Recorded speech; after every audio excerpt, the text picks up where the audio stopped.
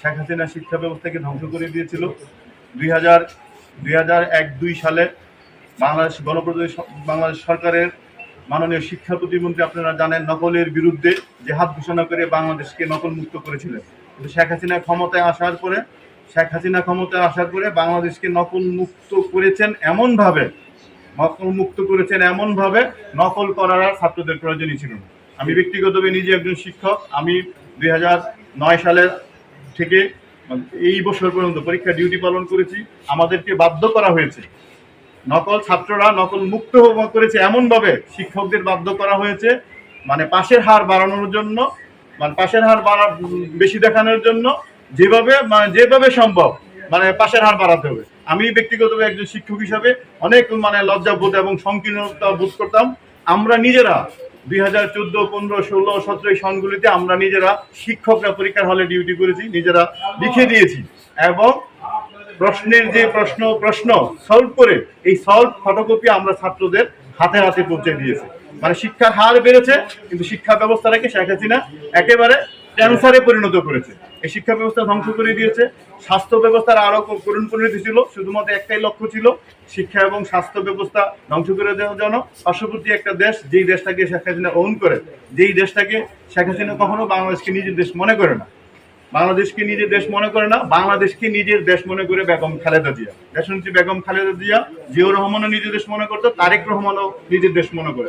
দেখেন, বেগম খালেদা জিয়া একটা কথা বলেছে, আমার দেশের বাইরে আমার কোনো ঠিকানা নাই, আমার যদি মরতে হয় তাহলে আমি বাংলাদেশে মরবো, বাংলাদেশের মানুষ আমার সন্তানের মতো, তারা আমার দাফন কাফন করবে, আমি দেশ ছেড়ে যাব না।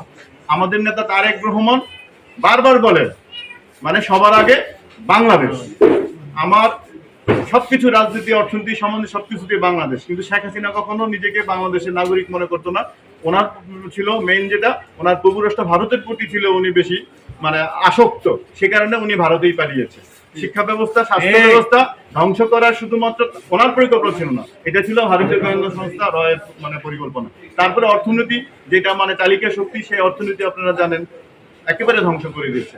28 লক্ষ কোটি টাকা এই কয় বছরে শেখ হাসিনা নামে বেনামে বিদেশে পাচার করেছে। অর্থনীতি কিভাবে ধ্বংস করেছে?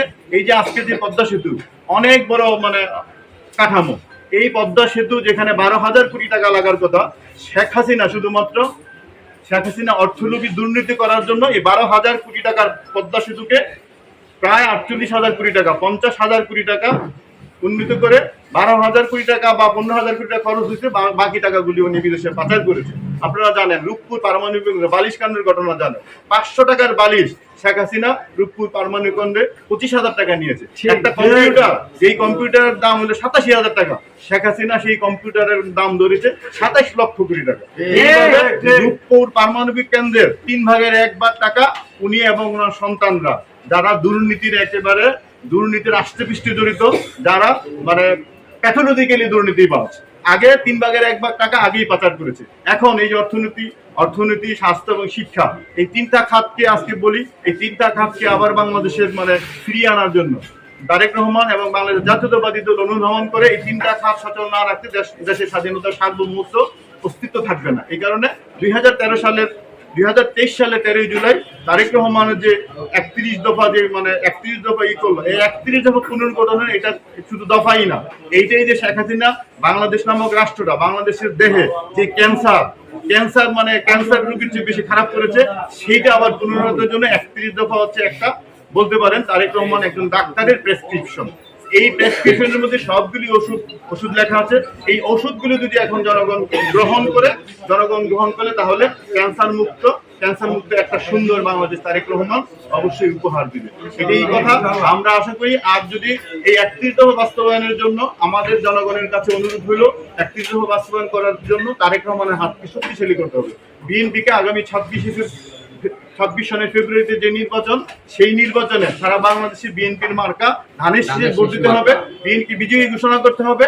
এবং বিজয়ী ঘোষণা করলে জনগণ যদি বিএনপিকে ভোট দেয়, বিএনপি যদি সংখ্যাগরিষ্ঠ আসনে সংসদ সদস্য পায় তাহলে অবশ্যই তারেক রহমান বাংলাদেশের প্রধানমন্ত্রী হবে এবং বাংলাদেশের প্রধানমন্ত্রী হয়ে তারেক রহমান 31 দফা তারেক রহমান নিশ্চয়তা দিচ্ছে এবং মানুষকে আশ্বাস দিচ্ছে এবং বিশ্বাস রাখার জন্য বিশেষভাবে অনুরোধ করেছে এই 31 দফা তারেক রহমান প্রতিটি দফা বাস্তবায়ন করবে। প্রয়োজনে মানুষের প্রত্যাশা অনুযায়ী যদি আরো কিছু প্রয়োজন হয় তাহলে তারেক রহমান এখানে সেটা সংযোজন করবে, প্রয়োজনে বিযোজন করবে।